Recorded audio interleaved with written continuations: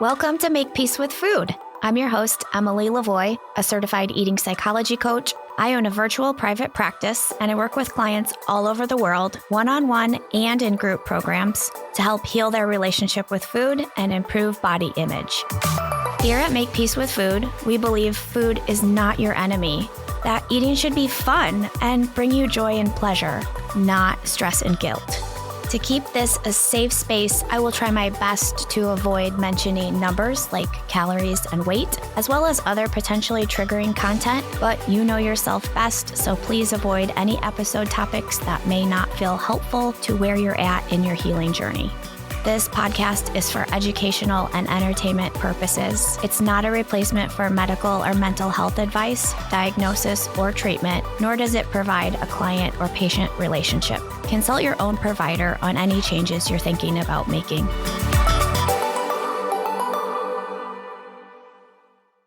Today's episode is brought to you by my one-on-one coaching. If you're curious about becoming a client and want to learn more about what it looks and feels like to receive support in healing your relationship with food and improving your body image, go to my website, emily-lavoie.com, to schedule a free 30-minute Zoom consultation. Hi there. Welcome to episode 26. So happy you're here.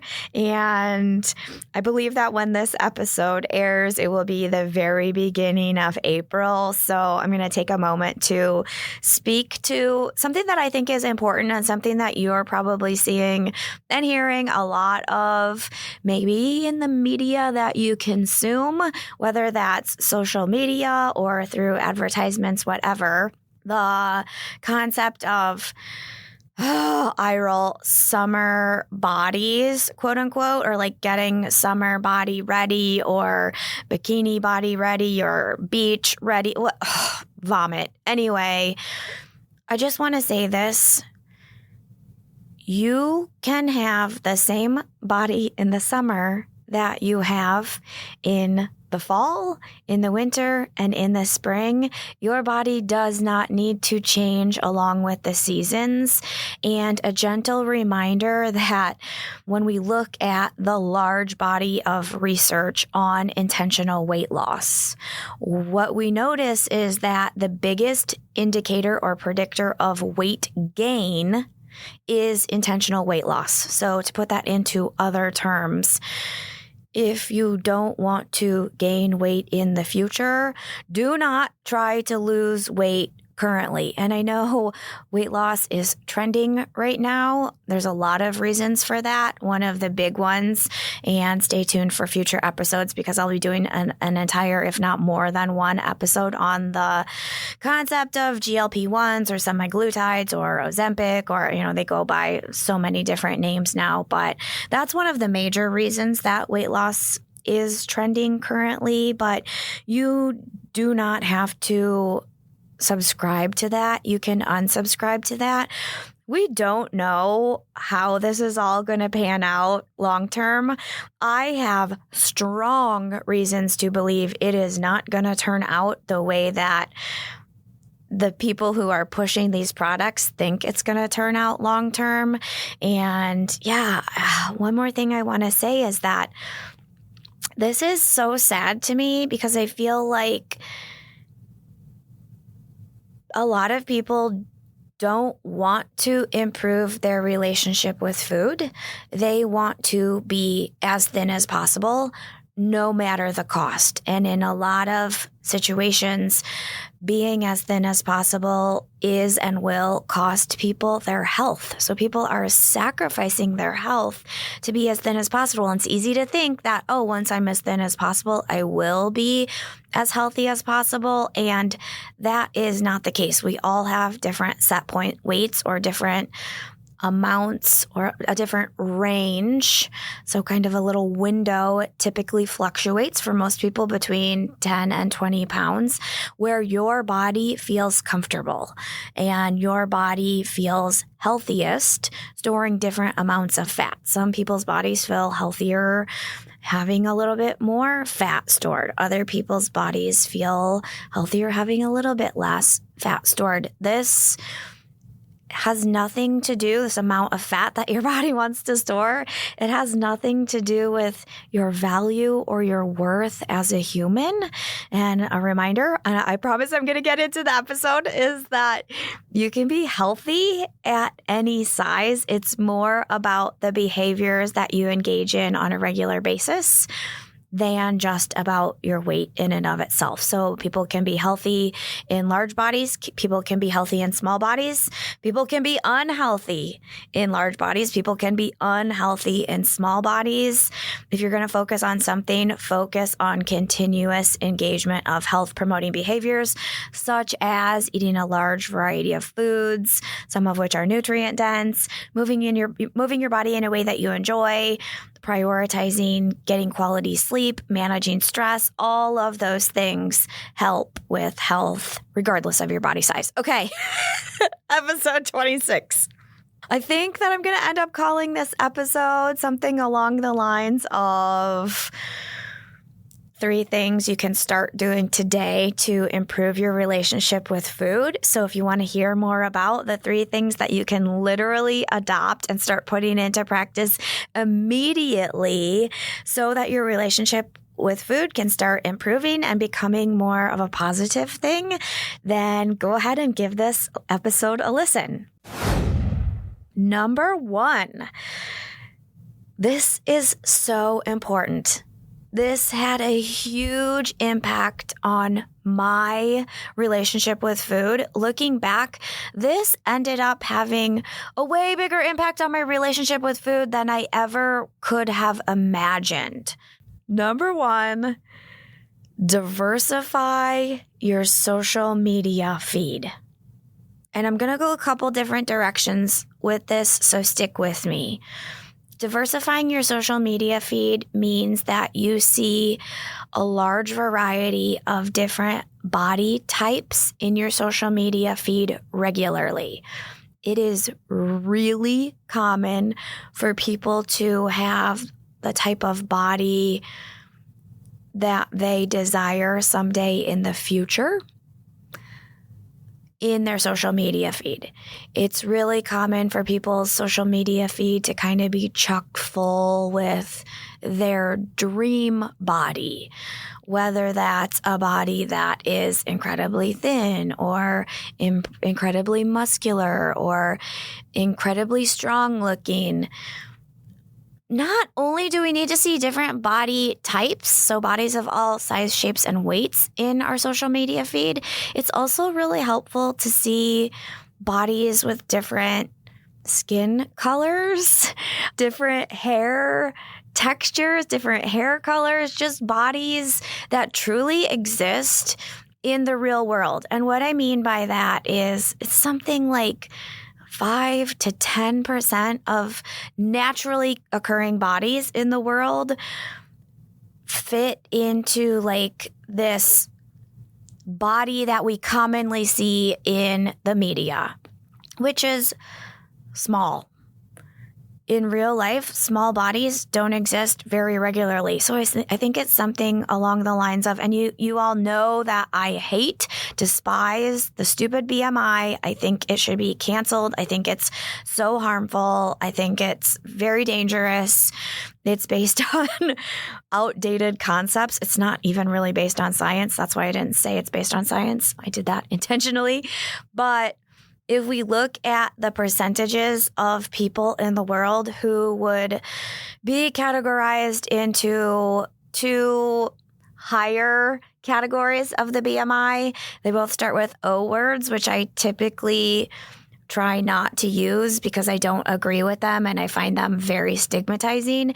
And people who fall into those 2 different O word categories, when they are labeled as those categories, they tend to feel a lot of shame and they feel stigmatized. So that's why I avoid using those horrible, harmful O words. But I want to say it's something along the lines of 60 to 65% of people fall into both of those O word categories. So then that doesn't leave us with many of the smaller sized bodies. And in general, what we see in the media or what the media represents hugely is these incredibly small bodies, but it's not an accurate ratio of the real world. So as we try to diversify our social media, we need to see larger bodies. Oh my goodness, it's so helpful to see bodies that look like your own. So whatever size body you are, if you are not engaging in disordered behaviors in order to maintain that body size, side note, we want to just see bodies that look like yours. So skin colors that look like your own, because it starts to normalize what you have. And we want to feel like what we have is normal, versus if we see only incredibly small, lean, lower weight bodies, and that is not what our body looks like, we feel like there's something wrong with our body and that our body is not normal. So fill your social media feed with bodies that look like yours. What I am going to do to help you with this is, if you go to the show notes for this episode 26, I'm going to put a ton of people that you can follow, and I'll kind of link probably their Instagram handle, but typically if you can find a person's Instagram handle, their Facebook or TikTok, whatever social media platform you prefer using, they're all typically pretty similar. So you can always Google or just search on TikTok, search on Facebook, and you can probably find them there as well. So I will have Instagram links to people who are promoting body positivity, promoting size diversity, promoting positive relationships with food, people in larger size bodies, people of different hair colors, hair textures, skin colors, people with disabilities, people who are maybe handicapped. We just need to see all varieties of people regularly, so that becomes normalized. And you can kind of pick and choose who you think would be healthy to add. But okay, this is still in this number one thing. This is important as we diversify our social media feed with bodies that come in a large variety of shapes, sizes, and weights. We need to unfollow some of the accounts that depict only small-sized bodies. So stop following people that make you feel like something is wrong with your body, size, shape, or weight, or people that you compare yourself to and end up feeling less than, or people who you see their image and you think, gosh, my life would be so much better if I looked like that, or if I weighed that, or if my size or shape was like that. So unfollow those accounts, exclamation point, underline, highlight. I cannot stress this enough. As you're scrolling, if it's a doom scroll and you see these incredibly small, one single body type, go to the account and hit the unfollow button. It's that easy. I know this can be scary for a lot of people. Look, you can unfollow an account. If you end up regretting it down the road, you can follow them again later. It is not the end of the world. Unfollowing somebody is not something that you should be afraid of. If you have a lot of fear coming up, why do you have that fear coming up? I would kind of challenge you to explore what those fears of unfollowing these specific body size people, like what that is rooted in. Is it fear of weight gain? I can do a whole episode on that in the future. So unfollow the only small, only fit, only lean bodies and follow diverse bodies. That was number one. Number two, stop trying to eat perfectly. So if you haven't read the book, Intuitive Eating, I would highly recommend reading that book. I have no financial incentive to recommend that book. I don't make any money from people who buy it. It is a life-changing book. I wish everybody on the planet could read it, especially people who are raising children and they want to improve their own relationship with food, but also raise children who have a positive relationship with food. It's just such a well-written, life-changing book. I will say that probably until I die.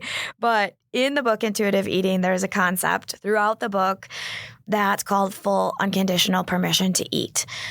All I'm saying is stop trying to eat perfectly. That's kind of an easier starting point for people, because when we put pressure on ourselves to eat perfectly, there is a lot of foods that we end up restricting, or foods that we have food rules against, foods that we're trying to avoid.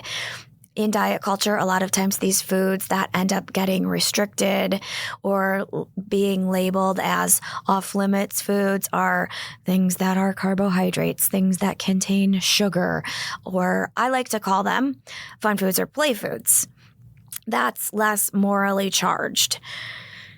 But if we stop trying to eat perfect and we start trying to incorporate some fun foods or play foods into our regular way of eating on a daily basis, we start thinking that, oh, we're having these regularly. Oh, this isn't my last time I'm going to have this food. Therefore, that urgency to eat it all right now starts to dissipate. And if we're not labeling foods as off limits, we start learning how to eat an amount of these fun foods or play foods that leave our bodies still feeling good, versus this is kind of what we see happen a lot.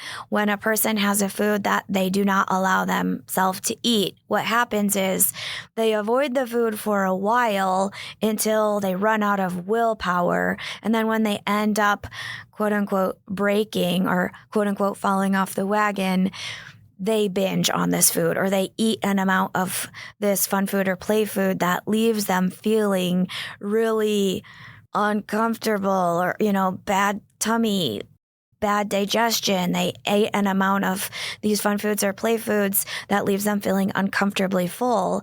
And then it kind of just reinforces this idea. See, I can't be trusted. I have to avoid this food. But if we have them on a regular basis, we start feeling like, oh, I can have this anytime. I can feel satisfied from this smaller amount. You're far more likely to succeed at this if you introduce the fun foods or play foods along with a meal, especially if the meal is balanced. So it contains a source of carbohydrate, a source of protein, a source of fat. Eat the meal, have the fun food or play food when your stomach is full and you're satisfied.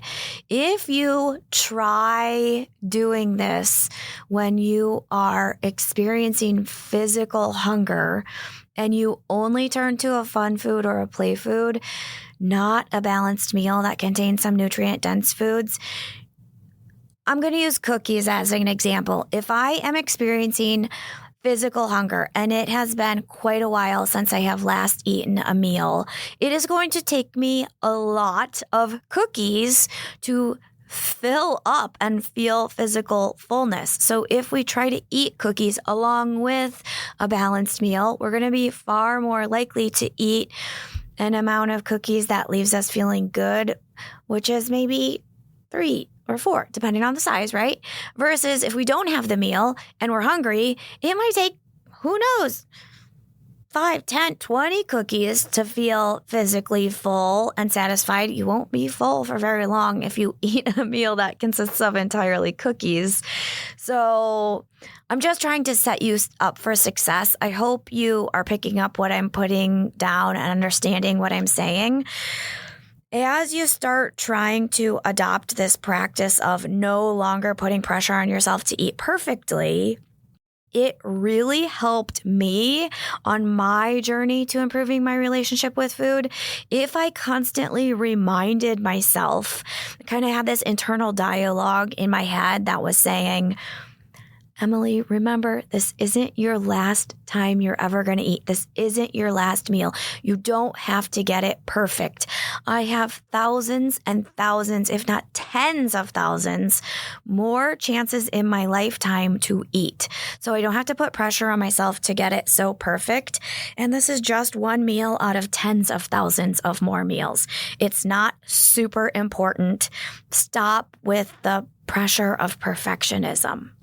Okay, so something else that I'm going to say kind of falls under this category number 2 of no longer trying to eat perfectly is practice no longer labeling foods as quote unquote good or quote unquote bad. Instead, use terms such as fun foods or play foods and nutrient dense foods that are less morally charged. I encourage people to use terms when referring to foods as convenience foods or labor-intensive foods versus like fast foods, because a lot of times diet culture leads us to believe that convenience foods are quote-unquote bad. And that's not the case either. Convenience foods can be super nutrient-dense, and labor-intensive foods can be fun foods or play foods. So avoid the terms good and bad when referring to foods. That helps to improve our relationship with food, and that also helps us to stop feeling this pressure like we need to eat perfectly or that we're quote unquote bad if we enjoyed some fun foods or play foods. Moving on to number 3. This is important. Eat when you are mildly hungry. Avoid letting yourself get too hungry or uncomfortably hungry to the point that you are starving. If you eat when you're mildly hungry, you're much more likely to be able to eat slowly. You're much more likely to be able to stop when you get to comfortable fullness. You've heard me say this before if you've listened to this podcast. When we do not start eating until we are uncomfortably hungry, we almost always do not stop eating until we are uncomfortably full or painfully full. If you want to improve your relationship with food, it is important to eat at the subtle signals of hunger. Look, I know if you've been dieting for a while, your subtle signals of mild hunger can kind of be offline, and it can be helpful to use a clock or kind of even use a timer to get those subtle signals of mild hunger to come back online. So there's a lot of different things that kind of impact this, and I'll go into that in 1 second. But for most people, eating something every 3 to 4 to 5 hours can be super helpful. So if that means you need to set an alarm 3 hours after you ate to check in with your hunger and fullness level, there is a previous episode on the hunger and fullness scale. It's episode 24 if you haven't listened to it. But maybe you eat at noon. Maybe you set an alarm for 3 o'clock as a reminder to check in with the hunger fullness scale to see if you are experiencing any signals of mild hunger. Maybe you set an alarm for 4 hours, so for 4 o'clock, to remind yourself to check in with some of those subtle signals of hunger. After 5 hours, the vast majority of people are going to be experiencing more significant signals of hunger, so it wouldn't be so mild. So there's a lot that impacts how long we get from a meal. So what falls into this number 3 category of starting to eat when you're noticing mild hunger would also be learning a little bit about how your digestive system works. When you're eating a meal that contains a source of carbohydrate, I know diet culture tends to label carbohydrates as bad. Trust me, if you are avoiding or restricting carbohydrates, this isn't going to work as well for you. You're going to feel unsatisfied because carbohydrates actually lead to us feeling very satisfied. Unsubscribe from diet culture, unsubscribe from the way of thinking that tells you that eating carbohydrates is quote unquote bad. It is normal and healthy to enjoy some carbohydrates, but if we have a source of carbohydrate, a source of protein, a source of dietary fat, icing on the cake or bonus points if you are eating something that contains fiber, but if you eat balanced, you're going to feel like you probably get 4 or 5 hours of feeling kind of full and satisfied, or 4 or 5 hours before you notice the subtle signals of hunger coming back.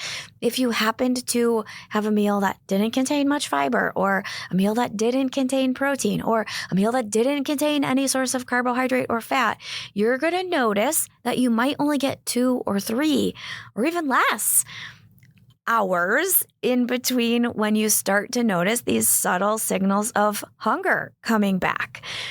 Balance helps stabilize blood sugar. Our bodies need carbohydrates. Carbohydrates are our brain's primary source of fuel. So when we eat a carbohydrate, it is providing our body with something our body needs in order to function. When we eat protein that we eat provide our body with some of its needs being met in order to function. When we eat a source of dietary fat, all of the things that our body utilizes fat for, those needs are met. That helps lead to satisfaction. Our body honestly goes like, oh, okay, I got my carbohydrate, that need's met. Oh, I got my protein, that need is now met. Got my dietary fat, that need is now met. Now I can stay full and satisfied for longer. Circling back, if the meal is balanced, you're going to get more time before you start to feel hungry again. And I want to remind you, I don't think feeling hungry is a bad thing. Your appetite is not bad. Your appetite is a gift that reminds you it's time to fuel again. Your appetite does not need to be managed or micromanaged. So if you happen to eat a meal that isn't super balanced, that's perfectly fine. Right? Because we just, in the previous number 2, said stop trying to eat perfectly. It's fine if you eat a meal that's not balanced. Just expect yourself to start feeling hungry again sooner.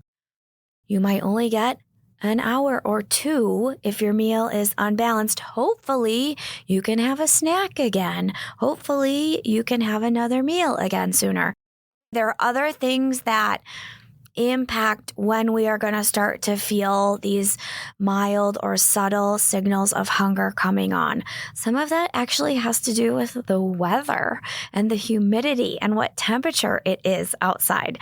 How active we are. If you are super active, you're probably going to notice yourself feeling hungry again sooner versus days that maybe you're less active, or if you're a person that because of work or whatever reason, you have a more sedentary lifestyle. Side note, I do not think having a sedentary lifestyle is quote unquote bad. The way the world runs now is most people, because of work and computers and robots, we have a lot more people who have sedentary lifestyles. We don't need to feel guilt or shame about that. But just knowing that you're not as active as some of our ancestors used to be at work, which means you're not utilizing as much energy, you might not need to consume as much energy. Activity level impacts how long we are going to stay full and satisfied between meals. The amount of sleep we got the night before impacts our hunger hormones greatly. If you got a really shitty night of sleep, you are likely going to have more cravings and feel more signals of physical hunger and feel hungry again sooner versus if you're well rested and you're getting the 7 to 9 hours of quality sleep that is recommended. Stress levels are another thing that impact hunger and impact blood sugar and impact insulin levels. So if we can better manage our stress, we might notice that our hunger and appetite is more regulated, and we might feel that 3 to 4 to 5 hours before we need to eat another meal, versus if something comes up in life and we have high levels of stress because we have a family member that is sick or whatever else could be causing stress. There are so many things in today's world that are stressful, but we might notice ourselves needing to eat a little bit more and needing more energy because we are in a state of fight or flight, or we have more of the stress hormone cortisol pumping through our bloodstream. Again, we don't need to control our appetite, or we shouldn't feel like there's something wrong with us when we're hungry. When we're hungry, especially mildly hungry, we should eat. Going back to learning a little bit about your digestive system and how it works. When we put food in our digestive system, if that food is balanced, our digestive system is really good at doing its job. It's going to digest that food in a handful of hours. And when that food is empty, aka when our stomach is empty, we are going to start feeling hungry again. This is good. This is normal. This is healthy. And when we start feeling hungry, it is time to eat. We put more food into our digestive system. Our digestive system goes back to work at digesting that food. It stays satisfied for a few hours. It processes that food. It digests it. It pulverizes and assimilates. So assimilates, fancy word for extracting the vitamins, minerals, and nutrients from the food that we ate and absorbing them into our body, into our bloodstream, so that our body can utilize the vitamins and minerals and nutrients from the food.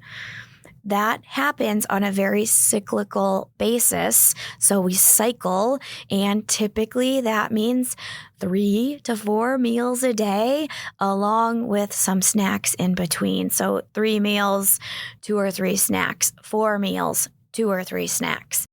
Digestive system fills up, body processes and digests the food, stomach is empty. We start feeling hungry again. It is time to eat again.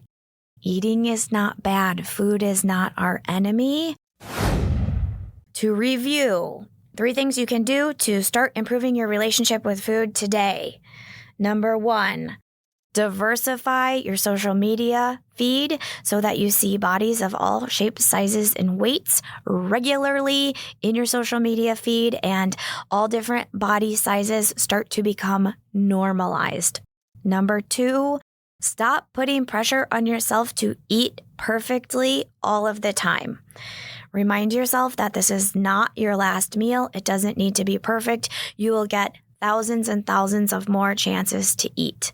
Thousands and thousands of more chances to satisfy specific cravings. Also included in number 2 is practicing no longer labeling food as good, quote unquote good, or no longer labeling food as quote unquote bad, taking the morality out of food and instead using more morally neutral terms such as nutrient-dense foods, fun foods and play foods, labor-intensive foods, and convenience foods.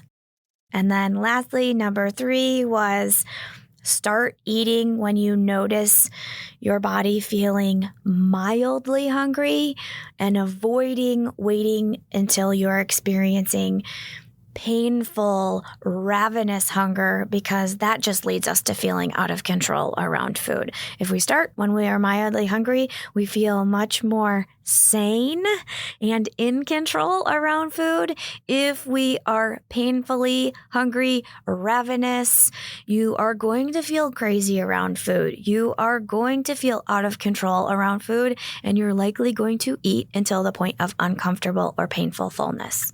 I hope this was helpful. As always, Email me if you have any questions. Go to my website, emily-lavoie.com, to schedule a free Zoom consultation. I would love to talk to you. I would love to help and hold your hand and give you tools and support you on improving your relationship with food. I believe that's all I have for you today. Reminder, new episodes launch every other Tuesday. So I will look forward to catching up with you then. Bye.